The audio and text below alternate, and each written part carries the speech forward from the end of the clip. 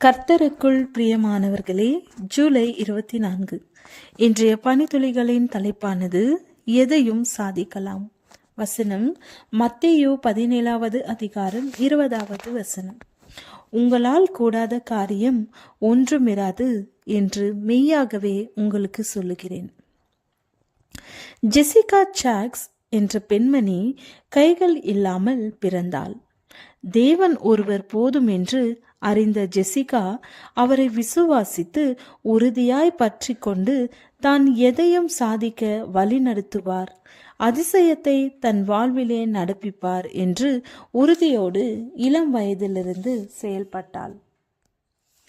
கடவுள் தன்னை உலகிற்கு கைகள் இல்லாத நிலையில் அனுப்பியதற்கு ஒரு திட்டம் இருக்கும் என்று நம்பினாள். கைகள் இல்லாமல் விமானத்தை ஓட்டிய முதல் பெண்மணி ஆவார்.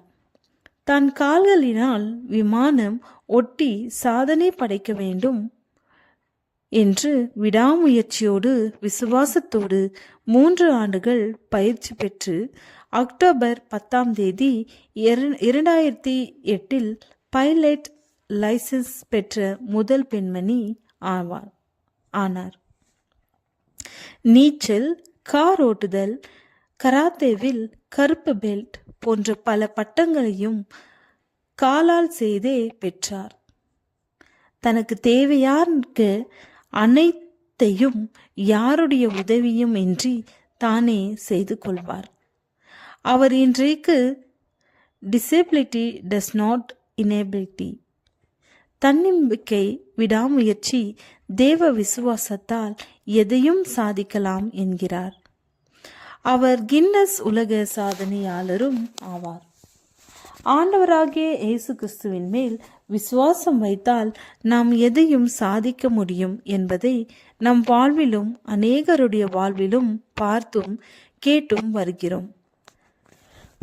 நம் மீதும் நம்பிக்கை வைக்கிறோம். அதைவிட மேலான நம்பிக்கையை நம்மை இந்த உலகத்திற்கு பரிசாக தந்த தேவனிடத்தில் வைத்தால் நம்மால் எந்த காரியத்தையும் சாதிக்க முடியும். எந்த நிலைமையில் இருந்தாலும் சாதிக்கலாம்.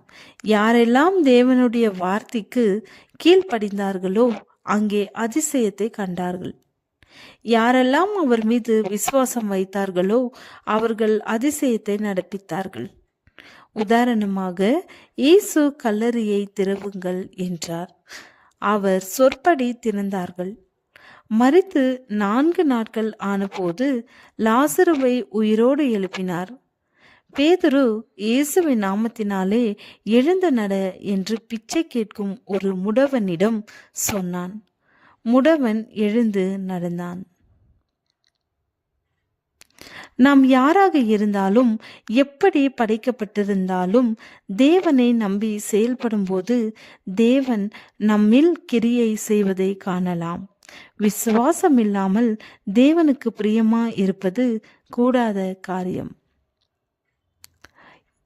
ஏனென்றால் தேவனிடத்தில் சேருகிறவன் அவர் உண்டென்றும் அவர் தம்மை தேற்றுகிறவர்களுக்கு பலன் அளிக்கிறவர் என்றும் விசுவாசிக்க வேண்டும். எபிரேயர் 11வது அதிகாரம் 6வது வசனம். அன்புள்ள பிதாவே, நாம் விசுவாசத்திலே பலப்பட ஆசீர்வதியும். ஆமென்.